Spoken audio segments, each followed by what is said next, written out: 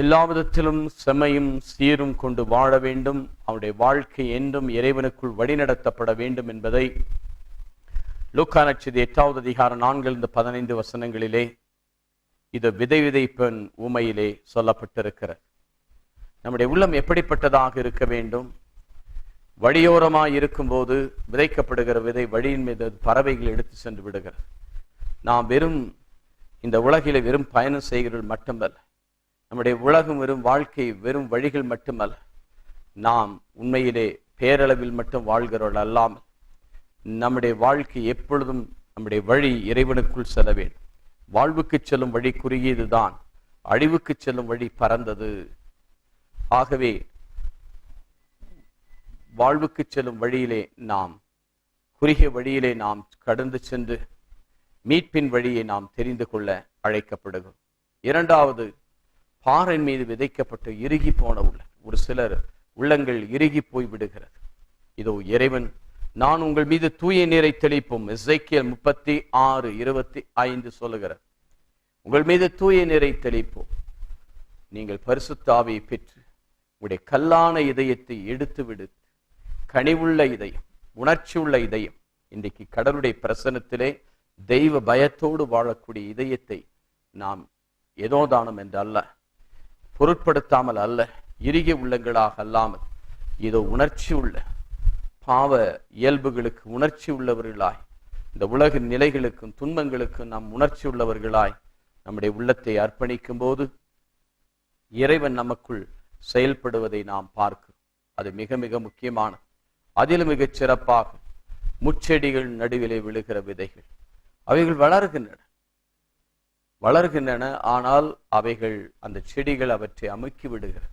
இன்னைக்கு நமக்கு எதிராய் பல சூழ்நிலைகள் இருக்கிறது. ஒருவேளையினுடைய பணம், பொருள், செல்வாக்கு, நம்முடைய ஜாதி, மத, இனம், மொழி, கலாச்சாரம் என்றெல்லாம் பல நிலைகள் நம்மை போட்டு அமுக்கி குலுக்கி எடுத்து விடுகிறது. நம்மை வளர விடாமல் நம்மை அடிமைப்படுத்தி கொண்டிருக்கிறது.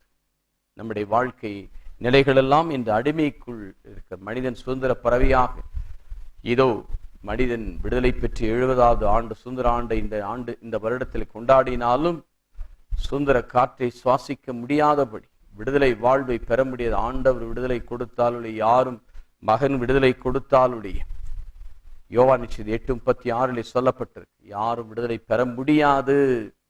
ஆகவே நாம் வாழ்க்கையில் இருக்கிற முச்செடியானது சாபத்தை குறிக்கிறது. உள்ளும் குறுக்கும் உனக்கு விளையும் என்று சொன்னார். இது அதை தன் மீது ஏற்றுக்கொண்டு அந்த சாபத்திலிருந்து நம்மை ஆண்டவர் விடுதலையாக்கு.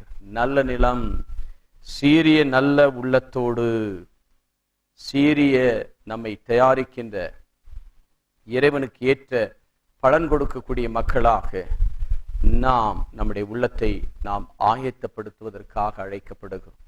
இந்த உன்னத அழைப்பு இறைவனிடமிருந்தே வருகிறது. அவரே நமக்கு வாழ்வு தருகிறார், அவரே நம்மை வழி நடத்துகிறார். அவருடைய அன்பு இந்த நாளில் நம் மத்தியிலே நிறைவாயிருந்து செயல்பட விரும்புகிறது. என்னுடைய உள்ளமெல்லாம் ஆண்டவருக்கு திறந்து கொடுக்கும் போது சீரிய நல் உள்ளத்தோடு உழுதப்பட்ட உழுத நிலமாய் மாற வேண்டும். நம்முடைய உள்ளம் தாழ்வுற்று நொறுங்கின இதயமாய் இதோ நைந்த உள்ளத்திற்கு ஆண்டவர் மீட்பை தருகிறார் என்று பார்க்கும். இன்றைக்கு நம்முடைய உள்ளமெல்லாம் என்னுடைய வார்த்தையிலே நான் சொன்ன சொற்களால் தூய்மை பெறும்படியா, ஆவியானவர் நமக்குள் ஜீவ தண்ணீராக நமக்குள் பொங்கி வழியும்படியாய் செய்யும் போது வளமுள்ள செல்வாக்குள்ள உள்ளமாக நம்முடைய உள்ளத்தை வெறுமைப்படுத்தும். கன்னிமரியாளை போல தாழ்நிலை நின்ற தம் அடிமையை கிடைக்க நோக்கினா எல்லா தலைமுறைகளினை பேருடையால் என போற்றும் என்று சொன்னது போல எங்களுடைய உள்ளங்கள் எல்லாம் உம்முடைய தெய்வீக அன்புக்குள்ளே வழிநடத்த நீர் உதவி செய்தர். உம்முடைய கிருபை எங்களுக்கு தார். என்னுடைய உள்ளம் 100 மடங்கு 60 மடங்கு 30 மடங்கு பலன் கொடுக்கக்கூடியதா. இதோ நீங்கள் மிகுந்த கணிதனின் சீடனாய் விளங்குவதுதான் மகிமை என்று சொன்னீரே. ஆண்டவரே, நாங்கள் கனி கொடுக்க வேண்டும். என்னுடைய வாழ்க்கையில் கனி இல்லாமல், இன்னும் முன்னேற்றம் இல்லாமல், நம்பிக்கை இல்லாமல், ஆறுதல் இல்லாமல், ஆசீர்வாதம் இல்லாமல் பரிதவித்துக் கொண்டிருக்கிறோம். தகப்பனே, இந்த அற்புதமான இந்த வேளையில் நாங்கள் பலன் கொடுக்கக்கூடிய மக்களாய் அன்பு, மகிழ்ச்சி, சமாதானம், ஒற்றுமை, பரிவு, தன்னடக்கம், நன்னடத்தை இவைகளால் எங்களுடைய உள்ளங்களை ஆட்கொள்ளும். எங்களுடைய குடும்பங்களை பொறுப்பெடுத்துக் கொள்ளும். நீரே போதுமானவராயிருந்து எங்களுடைய குடும்பத்துக்கு தேவையான மது ஆசிரியம், நிறைவையும், வல்லமையும், ஆற்றலையும் கொடுப்பீராக. நீர் பாதுகாக்கிறவராய் இருக்கிறீர். தொடர்ந்து காத்தருள். உமது அன்பின் கரங்களுக்குள் தாழ்த்தி அர்ப்பணித்து செபிக்கிறோம் நல்ல தகப்பனே. ஆமென்.